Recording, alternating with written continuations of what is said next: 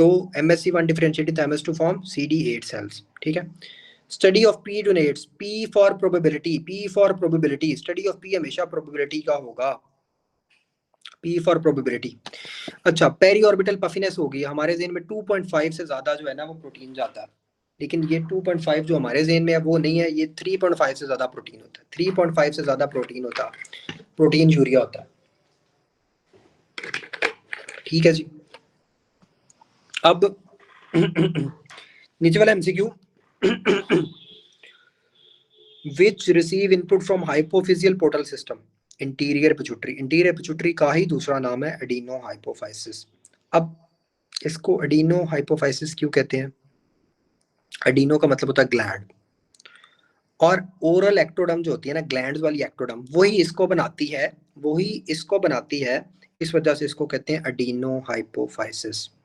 तो इस वजह से ये हाइपोफिजियल पोर्टल सिस्टम जो होता है ना, वो इस which receive input from hypophyseal portal system adeno hypophysis, ये ग्लैंड वाला, मुंह वाला, जिसके इंटीरियर पिट्यूटरी।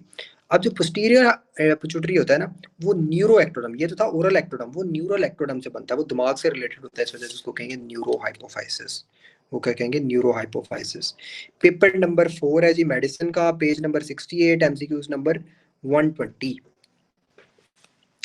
अ डायबिटिक लेडी है, उसको गोइंग डाउनस्टेयर्स आपको पता है कि गोइंग डाउनस्टेयर्स आपको पता है, मैंने बताया था कि सीढ़ियों से नीचे बंदा जा रहा है और उसको डिप्लोपिया होता है, और कौन सा वर्टिकल डिप्लोपिया होता है? तो ट्रॉक्लियर नाव, ठीक है जी। डॉक्टर साहब आप बस 10 मिनट और, बस उसके बाद क्लास डिसमिस कर देंगे, ठीक है जी। 8 मिनट और, 8:22 हो गए, 8 मिनट बाद क्लास खत्म कर देंगे, ठीक है। ट्रॉक्लियर नाव। और हॉरिजॉन्टल डिप्लोपिया कौन सा होता है जी? वो हमारा होता है ऑकुलोमोटर नाव। अच्छा जी, बंदा फौरन मर गया है, ठीक है, सडनली कोलैप्स हो गया, ठीक है, और सडन चेस्ट पेन भी हुई है, एपिगेस्ट्रिक पेन भी हुई है, तो फौरन जो इस तरह का होता है वो पल्मोनरी एम्बोलिज्म की वजह से ही होता है। ट्राली अकर्स इन, ठीक है, ट्राली कब होती है? ठीक है, 1 2 3 4 5। अब ट्राली के तो लफ्ज भी 5, हम 6 कैसे याद करें? ठीक है, बस इसको याद कर लेना कि ट्राली जो है वो 6 घंटे में होती है, 6 घंटे में होती है, ट्राली जो होती है वो 6 घंटे में होती है। मैंने बड़ी कोशिश की थी इसका कोई निमोनिक बनाऊं, लेकिन कोई जो है ना वो जेन में नहीं आ रहा था। Bony metastasis, lytic lesion observed, prostate, an old patient, large prostate है, तो इसमें प्रोस्टेट स्पेसिफिक एंटीजन वाला जो है ना ग्रेटर देन 11.2 वो ठीक होगा MCQ।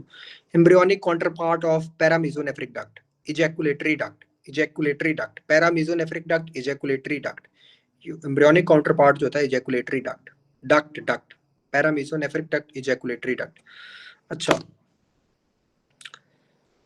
जब आए कांट कम्युनिकेट एंड वॉक या कांट स्पीक एंड वॉक, जब चल नहीं सकते तो प्लांटर रिफ्लेक्स क्या होंगे? एग्जेजरेटेड होंगे। Can't communicate and walk, why I am focusing on communicate word? क्योंकि this is for anterior communicating artery, ठीक है। तो person with atrial fibrillation now can't speak and walk having exaggerated plantar reflex, which artery is involve? Anterior communicating artery. तो remember में मेरी favourite arteries, P वाली आंखों वाली पोस्टीरियर सेरिब्रल आर्टरी, M वाली मिडल सेरिब्रल अपर लिम्ब के लिए और माउथ के लिए, और टांगों वाली इंटीरियर सेरिब्रल नीचे, ठीक है, वो लोअर लिम्ब के लिए। Which space is assessed after piercing the interlaminar ligament? Epidural space, epidural ही दे रहे हो ना आप, epidural space ही आएगी। ट्विन प्रेगनेंसी, हमारा फेवरेट जो कल हमने बड़ा मजेदार किया था। बेसिकली प्रेगनेंसी जो आज नए बच्चे हैं उनके लिए। कल किसको समझ आई थी? कौन एक्सप्लेन करेगा ट्विन प्रेगनेंसी वाला? चलो मैं बता देता हूँ। ट्विन प्रेगनेंसी में बेसिकली क्या होता है, हर चीज दो होती है और सेपरेट होती है, ठीक है। 2 अवम 2 एग, अगर डाइजैगोटिक है, 2 अवम 2 स्पर्म 2 एग फर्टिलाइज होके 2 ही प्लेसेंटा, 2 ही एमनियोटिक सैक, 2 ही कोरियन, ठीक है, हर चीज 2।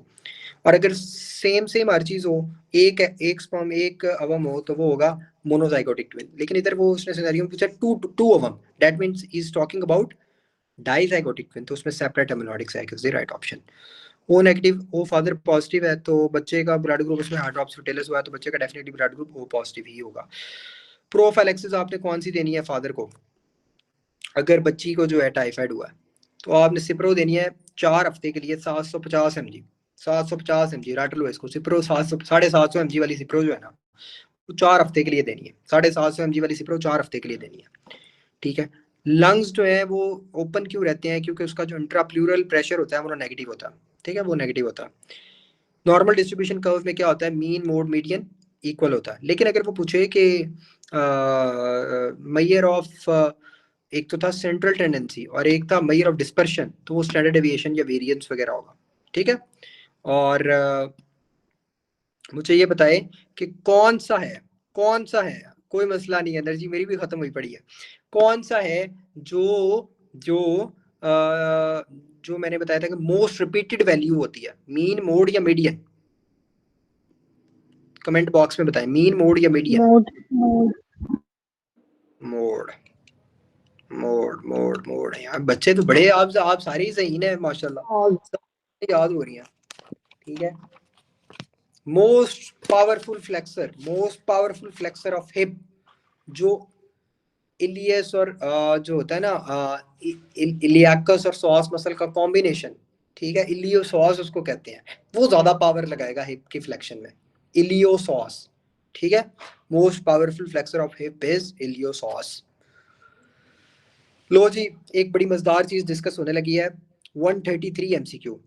A young female complaining of numbness and paresthesia along with color changes in right arm, numbness भी है, paresthesia भी है और कलर भी चेंज हो रहा है राइट आर्म में, वेस्टिंग नहीं है इंट्रोशियाई की, लेकिन T1 डिस्ट्रीब्यूशन में अल्टर्ड सेंसेशन है, किस वजह से, किस वजह से, ठीक है। तो बच्चों इसमें अगर किसी को पता है तो कमेंट बॉक्स में बता दे ये क्या चीज है।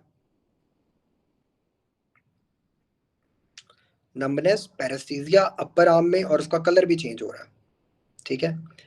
चलो मैं ब्लड ब्लड सप्लाई कॉम्प्रोमाइज हो रही है, साथ में नर्व्स जो हैं वो भी कंप्रेस हो रही हैं, एक्स्ट्रा सर्वाइकल एक रिब होगी उसकी वजह से।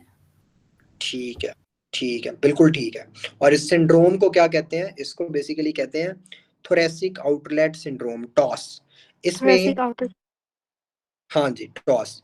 इसमें बेसिकली क्या होता है, कंप्रेशन हो जाती है नर्व की, आर्टरी की और वेन की लोअर नेक में और अपर चेस्ट में, ठीक है, due to presence of accessory rib, ठीक है। तो हमारे पास जो option E is the right one, right cervical rib. और इसके रेड फ्लैग्स क्या होते हैं, रेड फ्लैग्स का मतलब इसकी सबसे गंदी चीजें क्या होती हैं कि जब नर्व आर्टरीज कंप्रेस होगी, वेन्स कंप्रेस होगी, तो उनमें क्या होगा, ब्लड क्लॉट्स बनना शुरू हो जाएंगे, ठीक है। ब्लड क्लॉट्स की वजह से क्या होगा, वहां पे नंबनेस, पैरेस्थीसिया होगा, कलर चेंज होगा, ठीक है, फिंगर्स में, आर्म्स में। तो ये उसके रेड फ्लैग्स होते हैं, ये टिपिकल राइट सर्वाइकल रिब की वजह से, एक्सेसरी रिब जो उसके प्रेजेंट होने की वजह से कंप्रेशन हो जाती है चीजों की। सर सिंड्रोम का नाम क्या है? Thoracic outlet syndrome, TOS।